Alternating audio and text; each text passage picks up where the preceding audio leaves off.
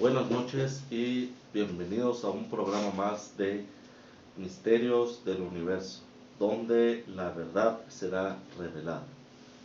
Como les había prometido en programas anteriores, el día de hoy hablaremos sobre la luna y su astronomía imposible. ¿Por qué muchos expertos hablan de astronomía imposible? Porque la luna tiene un comportamiento que es único hasta lo que se conoce por el momento, es único en el universo, y este comportamiento entre la Tierra y la luna hacen que muchos investigadores del tema hayan planteado la posibilidad de que en realidad la luna se trate de un satélite artificial. En concreto quiero mencionar las teorías de dos científicos rusos, Mikhail Basin y Alexander Sherbakov, que en el año de 1970 publicaron un artículo para la revista Sputnik, en el que planteaban la teoría de que la Luna era un satélite artificial y que había sido puesto en nuestra órbita por una inteligencia extraterrestre. Pero veamos en qué se basaban las teorías de Basin y Sherbakov, porque sin lugar a dudas es un tema muy controversial, es un tema inclusive fantástico, pero estas dos personas cabe mencionar que no eran todos fanáticos. Estos señores pertenecían a la Academia Rusa de las Ciencias, por lo que entonces podemos deducir que sus investigaciones estaban bien cimentadas. Para ellos, para Vasily Sherbakov, las anomalías de la luna comenzaban desde su propia concepción. De hecho, ellos decían que la luna en sí era un imposible, era una incongruencia. Y les voy a platicar por qué. Una de las teorías más, digamos, más oficiales, que fue planteada en 1880 por el hijo de Charles Darwin, el famoso antropólogo de la teoría de la evolución. Este señor planteaba, y esto es lo que hasta hoy día se sigue enseñando, de que la luna vendría siendo una parte de la Tierra que se desprende, es decir, la luna es un desgajo, es un desprendimiento de la Tierra que producto de una colisión con un objeto tal vez del tamaño aproximadamente de Marte. Sin embargo, esta teoría se derrumba cuando se analizan las rocas lunares traídas por las diferentes misiones Apolo. Tenemos que recordar que pues a la luna no se viajaba nada más para poner banderas o dejar huellas. A la luna se va a investigar básicamente. Y las misiones Apolo, durante todos los viajes que se hicieron a la luna, pues se trajeron aproximadamente casi 500 kilos de rocas lunares. Y al analizarlas, estas rocas, científicos rusos, una vez más científicos rusos, llegaron a la conclusión de que algunas de las rocas traídas de la luna tenían una antigüedad de 8.000, 9.000 y hasta 20.000 millones de años de antigüedad, lo que vendría significando que la luna es más vieja inclusive que el sistema solar. Esto lo decimos porque el sesgo informativo de, por ejemplo, la NASA, los americanos, en un principio decían que las rocas traídas de la luna eran, o más o menos se correspondían a la misma edad de nuestro sistema solar. Sin embargo, ya quedó demostrado que no es así, que la luna pues tiene una antigüedad mayor, por lo cual la teoría de que la luna es un desprendimiento de la corteza terrestre pues queda descartada, porque pues el hijo no puede ser mayor que el padre. el hijo no puede ser más viejo que el padre. Otra teoría que teníamos acerca de la luna, que se planteó después de la teoría del hijo de Charles Darwin, fue que la luna y la tierra no eran padre e hijo, sino hermanos. Es decir, que provenían de una misma nube de polvo cósmico. Esto, la teoría básicamente decía que al formarse el sistema solar, las colisiones que se produjeron empezaron con el movimiento de rotación, empezaron a formar lo que vendría siendo lo que conocemos hoy como nuestro planeta, el planeta Tierra y la Luna. Sin embargo, esto también ya quedó desechado, ya que la morfología de la Luna y la Tierra son muy diferentes, casi totalmente diferentes entre sí. Por ejemplo, en la Luna podemos encontrar uranio 236 y plutonio 231, que son en la Tierra. La única forma de la que podemos conseguir estos elementos es en un laboratorio, es decir, estos elementos no se encuentran de manera natural en nuestro planeta. Por lo tanto, el hecho, la teoría de que la Luna y la Tierra provienen de un mismo polvo cósmico, pues queda descartada. Por lo tanto, tenemos que pensar, y así lo hacían los rusos Vasily Chermakov, que entonces la Luna tendría que haber venido de algún rincón de la galaxia, o más bien de algún rincón del universo. Esto, siguiendo con la astronomía imposible, porque después surgió otra teoría en la que se decía que la Luna, al venir de algún rincón del universo, al sentir la fuerza de atracción de la Tierra, pues habría empezado a orbitar en, en lo que es la órbita de la Tierra. Sin embargo, existen varios problemas para esta teoría. El primero de ellos es el tamaño de la Luna respecto a la Tierra. La Luna es demasiado grande para nuestro planeta. De hecho, se dice que para el planeta Tierra solamente habría dos casos. Una, o no tendría ningún satélite por su tamaño, o dos, tendría un satélite relativamente muy pequeño. Es decir, los astrónomos han calculado que a la Tierra le correspondería un satélite no mayor de 48 kilómetros de diámetro. Sin embargo, la Luna tiene una superficie de 38.000 kilómetros de diámetro, es decir, la Luna viene ocupando la tercera parte de lo que es el planeta, por lo cual ahí tenemos una anomalía, una incongruencia más. Pero suponiendo y siguiendo con la astronomía imposible, suponiendo que la Luna, en realidad, así como nos cuentan, hubiera venido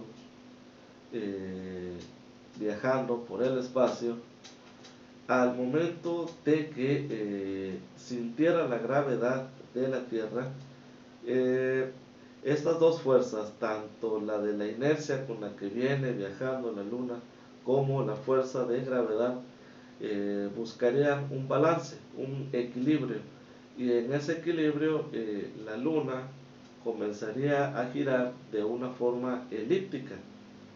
Sin embargo, aquí viene otra incongruencia, y es que la Luna en realidad gira de forma circular, y esto es como si hubiera sido medida casi con compás, como si hubiera sido puesta matemáticamente a orbitar en nuestro planeta. De ahí que los rusos, Vasily Chermakov, hayan deducido o hayan llegado a la conclusión de que en realidad la Luna era un satélite artificial puesto en nuestra órbita por una inteligencia extraterrestre.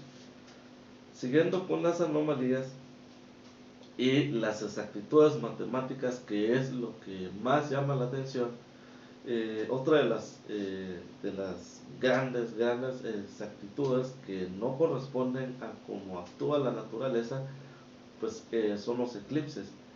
eh, la luna, la distancia que tiene la luna es tal que cuando ocurre un eclipse de sol, la luna tapa perfectamente lo que vendría siendo la circunferencia de, de la estrella solar. Esto no sucede en ninguna otra parte del universo, esto es único, lo que nos orilla a pensar una vez más que ha sido calculada inclusive la distancia en la que se tenía que colocar la luna para que ocurrieran este tipo de fenómenos. Por lo cual tenemos que ya hay una serie de datos que apuntan a que tal vez la teoría de Vasily Sherbakov no esté tan fuera de la realidad. De hecho, muchos científicos a través de las décadas, porque como les repito, esto fue en los años 70, sin embargo hasta el día de hoy esta teoría sigue siendo aceptada, y no solo eso, sino que ha sido ampliada por demás científicos, inclusive científicos del MIT, del Instituto Tecnológico de Massachusetts, han ampliado esta teoría. Otra de las cosas que decían los rusos, Vasily Sherbakov, es que la Luna en realidad era un satélite hueco. Y el problema con esta teoría es que efectivamente la Luna se comporta como si fuera hueca. Tenemos que recordar, o por si no sabían, amigos, les digo que en las misiones Apolo se trajeron, o más bien se colocaron, una serie de espejos, de paneles que sirven para hacer mediciones de la Luna. Desde la Tierra se lanza un rayo láser y este rayo láser impacta directamente en los paneles que se dejaron colocados en la Luna. Sin embargo, estos paneles han detectado cierto tipo de movimiento, porque el láser, cuando se tira el láser, se han dado cuenta los científicos que el láser se mueve. Esto quiere decir que la luna está vibrando. Inclusive en 1969 se dejó caer un módulo lunar y las mediciones fueron impactantes porque la luna vibró durante horas. De hecho, cuando los asteroides impactan, tenemos que recordar que la luna no tiene atmósfera.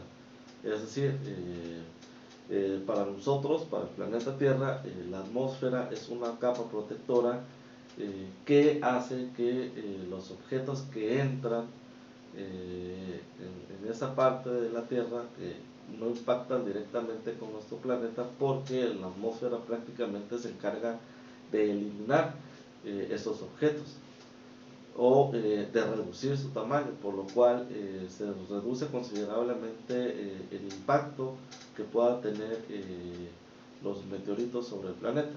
Sin embargo, esto no sucede en la Luna, ya que carece de atmósfera y todos los objetos impactan directamente sobre ella. Se ha detectado que cuando objetos impactan sobre la Luna vibra. Mientras más grande el objeto, es más el tiempo de duración de esas vibraciones. Entonces, esto solo podría ser concebido si tomamos en cuenta que la Luna fuera hueca. Otra prueba de que la Luna sería hueca sería la baja densidad de la Luna. Y esto tiene que ver con que la densidad de la Tierra es mucho mayor que la de la Luna. Sin embargo, en la Luna existen objetos totalmente pesados. Entonces no se podría concebir una baja densidad teniendo objetos tan pesados si no fuera salvo que pensáramos que la Luna por dentro estaría hueca. ya que la composición de los metales, de los materiales de los que está formado la Luna son extremadamente pesados. Sin embargo, como les repito, al presentar una muy baja densidad, la única explicación lógica es que la Luna por dentro estaría hueca. Entonces tenemos ya una serie de elementos que nos orillan a pensar que la Luna realmente es un satélite artificial. Y otra de las anomalías que se encuentran en la Luna es precisamente la que les comentaba de los asteroides, ya que así como hay zonas en las que el impacto de los asteroides es notorio debido a la gran cantidad de cráteres, también hay zonas que están totalmente libres, es decir, no puede haber, es decir, es como si tuviera una especie de protección esas zonas de la Luna en las que por algún motivo los asteroides no logran impactar. Eso es otro misterio. Otra de las cosas es precisamente los cráteres. Los cráteres en la Luna tienen una particularidad, que por muy fuerte que sea el impacto, por muy grandes que sean los objetos que impactan sobre la Luna, la profundidad de estos cráteres es universal, es decir, es la misma. Sea el tamaño que sea, un cráter no va a atravesar una profundidad más allá de los 4.5 kilómetros, lo cual es totalmente raro, ya que tenemos verdaderas, por ejemplo, el cráter más grande de la Luna tiene el tamaño de Los Ángeles. Sin embargo, su profundidad es de 4.5 kilómetros, casi la misma que la del resto de todos los cráteres de la Luna. Por lo tanto, podemos pensar, podemos afirmar que hay una especie de capa protectora de la Luna que impide que los objetos atraviesen más allá de esa profundidad, lo que nos daría a pensar una vez más que la Luna es hueca y que dentro de ese caparazón hueco existe alguna especie de inteligencia, porque no se puede concebir de otra manera. Si estamos pensando que la Luna fue puesta en nuestra órbita intencionalmente, no cabría pensar que mandaran un cascarón vacío. Lo lógico sería pensar que hay una especie, hay un tipo de inteligencia manejando todas esas, porque inclusive se ha notado que